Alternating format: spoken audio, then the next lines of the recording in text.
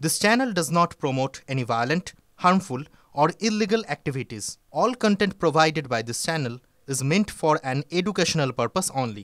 দুর্গাপুরে গণধর্ষণ কাণ্ডে নির্যাতিতার সঙ্গে ওড়িশার মুখ্যমন্ত্রী মোহন চরণ মাঝি তিনি নিজে কথা বলেছেন এবং তিনি বলেছেন যে বিচার দেওয়ার জন্য তিনি পাশে আছেন। আজকে ওড়িশার একটি বিশেষ প্রতিনিধি দলও পৌঁছয় দুর্গাপুরে।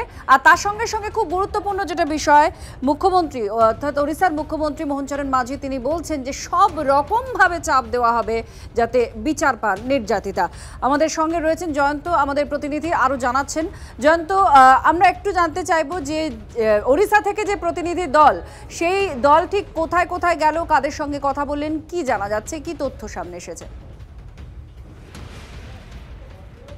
দেখো, উড়িষ্যার প্রতিনিধি দলটি যেটা এসছেন তারা মূলত নির্যাতিতার সঙ্গে কথা বলবেন, তারা কি চান সেটাই তারা দেখতে চাইছেন। ওই দলে একজন বিডিও আছে শিমবুলিয়া উড়িষ্যার বিডিও শাশ্বতী সারওয়ান, আরও আছে বিনয় কৃষ্ণ পাত্র আর বিষ্ণুপ্রিয়া রানা। এই তিনজনই হচ্ছে সরকারি প্রতিনিধি দল। এরা কথা বলবেন। যেটা জানা যাচ্ছে উড়িষ্যা সরকার এই ঘটনাটাকে নিয়ে চাপ সৃষ্টি করতে চাইছে এই রাজ্যের সরকারের ওপর। ঠিক এখান থেকে যেহেতু ওড়িশার মুখ্যমন্ত্রী খোদ বলছেন যে তিনি সব রকম ভাবে চাপ সৃষ্টি করবেন যাতে বিচার পান নির্যাতিতা, সেই জায়গায় দাঁড়িয়ে প্রতিনিধি দল তারা কি থানায় যাবেন, পুলিশ কর্তাদের সঙ্গে কথা বলবেন, বা আর কোথায় কোথায় সংশ্লিষ্ট জায়গাগুলোতে তারা যেতে পারেন বলে খবর পাওয়া যাচ্ছে? দেখো, প্রথমেই নির্যাতিতার সঙ্গে কথা বলবে তারা।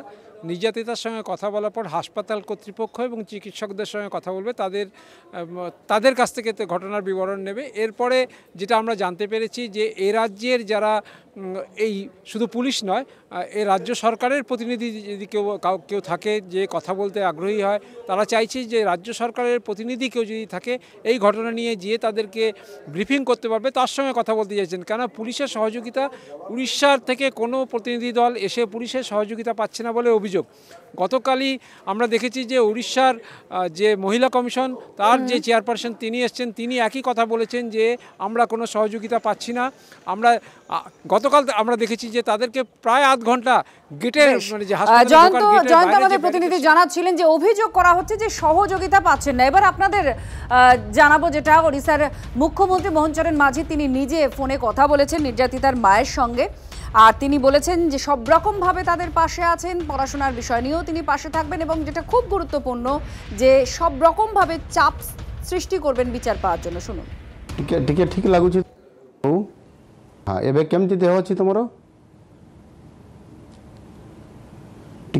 ঠিক লাগুছে তো? হ্যাঁ, আচ্ছা, ধীরে ধীরে দেহ টিকে সুস্থ হয়ে আসুଛି। ହଁ, ସବୁ ଆମର ଓଡ଼ିଶାର ସବୁ ଲୋକମାନେ ସବୁ ଯାଇଛନ୍ତି, ମହିଳାମାନେ ଯାଇଛନ୍ତି, ତାଙ୍କୁ ସବୁ କଥାବାର୍ତ୍ତା ହେଉଛ? ହଁ, ସେଠି ପୋଲିସ ସିକ୍ୟୁରିଟିକୁ ପଠା ହେଇଛି, ସବୁ ବ୍ୟବସ୍ଥା ଆମେ ଆରେଞ୍ଜମେଣ୍ଟ କରୁଛୁ। ଆଉ ସେଥିପାଇଁ ଜମା ଚିନ୍ତା କର ନାହିଁ, ଧୈର୍ଯ୍ୟ ଧର, বুঝল?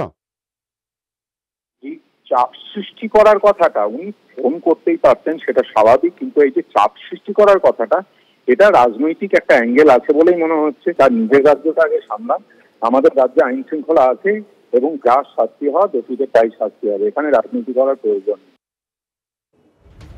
এবার নির্যাতিতার বাবার কথা আপনাদের শোনাবো। তিনি অত্যন্ত আতঙ্কিত, তার কথা থেকে সেটা খুব স্পষ্ট হচ্ছে। তিনি বলছেন বাংলায় আর মেয়েকে তিনি রাখতে চান না। শুনুন।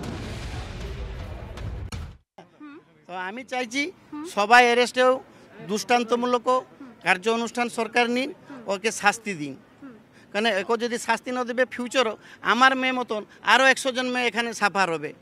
আমার মেয়ে আজকে সাফার হয়েছে কি, ওরা আর এইভাবে আপনার বেঙ্গলের মেয়ে যেমন এই পরিস্থিতি না পড়ো, এইটাই আমি অনুরোধ করছি। মুখ্যমন্ত্রী একজন মহিলা, আপনি কি ভরসা রাখছেন? ভরসা কি করে রাখবো, তো কিছু আমি তো ভরসা রাখতে পারছি না স্টিল নাও।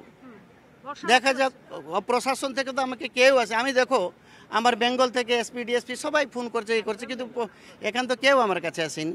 খালি আমার মেয়েকে বিজেপির রাখবেন এখানে? ওই ভাইগুলো, আমার এই সহযোগী ভাইগুলো বিশাল উপকার মেয়েকে চাচ্ছে। রাখবেন এখানে? সব দলই আছে। হ্যাঁ, দলীয় আছে সব। হ্যাঁ, দলই ঠিক আছে। আছে। মেয়েকে শোনো, রাখবেন? হ্যাঁ, দলই। ঠিক আছে। একটা কথা হচ্ছে আপনার কাছে না, শোনো, আমি রাজনীতি করতে, শোনো, আপনি কোথায় ছিলেন কালকে, কোথায় ছিলেন? না, আপনারা ছিলেন না। মেয়েকে রাখবেন, মেয়েকে এখানে রাখবেন? আমি আমার মুখ্যমন্ত্রীকে রিকোয়েস্ট করেছি, ঠিক আছে, যদি থাকবে, আমি আছি আপনার হ্যাঁ, পাশে। বলুন। শুনুন, আমি মুখ্যমন্ত্রীকে রিকোয়েস্ট করেছি, আমি এখানে সম্ভবত টিসি নিয়ে আমার ভুবনেশ্বরে অ্যাডমিশন করার জন্য আমি চিন্তা করছি। বিশ্বাস কি করে করব বিশ্বাস? দুর্গাপুরে গণধর্ষণ কাণ্ডে প্রায় 2 ঘন্টার পুনর্নির্মাণ করলো আজ পুলিশ। শুক্রবার রাতে ঠিক কি ঘটেছিল, কোথায় ছিল দুষ্কৃতীরা, কোথায় তরুণীর ওপর চড়াও হয় তারা, পুঙ্খানুপুঙ্খ জানতে নির্যাতিতার সহপাঠীকে নিয়ে ঘটনাস্থলে পুনর্নির্মাণ পুলিশের। এর আগে সকালে দ্রুত এক অভিযুক্তকেও ঘটনাস্থলে নিয়ে গিয়েছিল পুলিশ। ধৃত বাকি 4 অভিযুক্তকেও নিয়ে আসবে পুলিশ।